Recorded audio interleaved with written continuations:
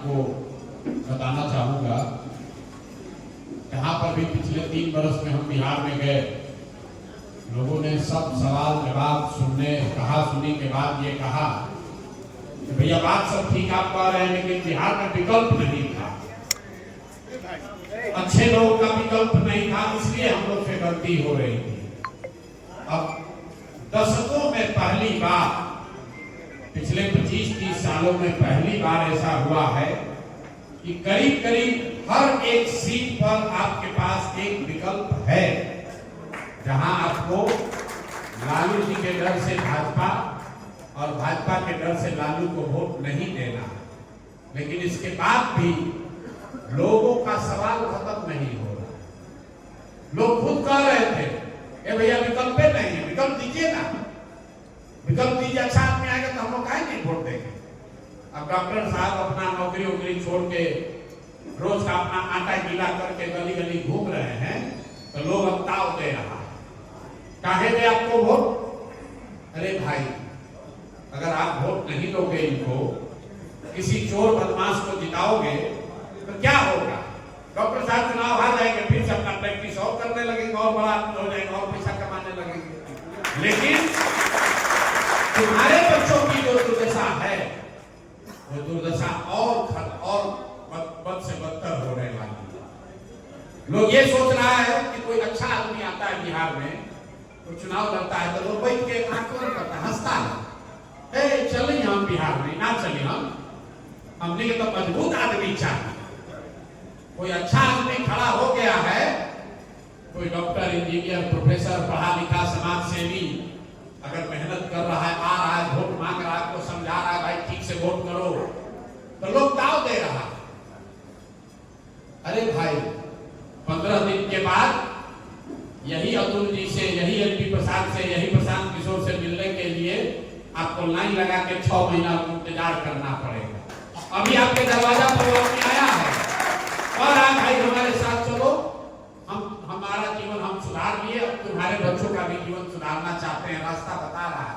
आप कह रहे हैं जीती हम कि ना जीती हम, वोट दी ही कि ना दी ही, वोट कहीं बर्बाद करना हो जाए। अरे भाई 30 वर्ष से तो वोट सब बर्बादे हो रहा है, 30 वर्ष से हम पिछला कई साल से लोग को समझा रहे हैं।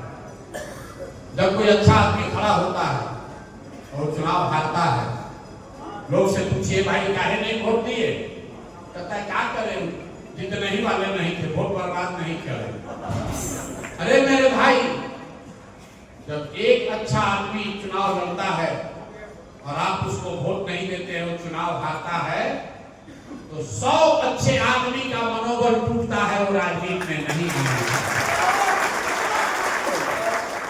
इसलिए अगर कोई एक अच्छा आदमी भी खड़ा हो गया, किसी भी दल से खड़ा हुआ, आप उसके साथ खड़े होइए, उसको जिताइए। अगर जनसुराज से भी गलत आदमी खड़ा है, उसको भी हराइए। हर हालत में अच्छा आदमी जीतना चाहिए।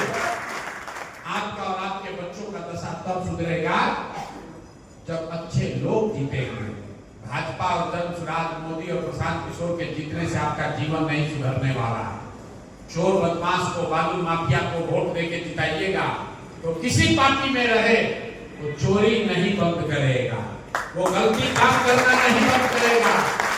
इसलिए मेरे भाई हाथ जोड़कर कह रहे हैं, ये 15 दिन में आपके पास भगवान का भेजा हुआ एक अवसर आया है। देख लीजिए, जांच लीजिए, परख लीजिए, अच्छा लगे तो जो व्यक्ति अच्छा है उसको पूरे दम से वोट दीजिए।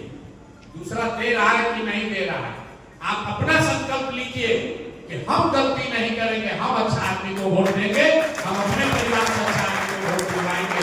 दूसरा दे या ना दे। देखिए मुस्लिम साथी लोग हैं, अभी डॉक्टर साहब आ रहे थे, रास्ता में हमको 2 मिनट में बताए कि मुस्लिम लोग अभी एकदम सोच में पड़ा हुआ है, देना है कि नहीं देना।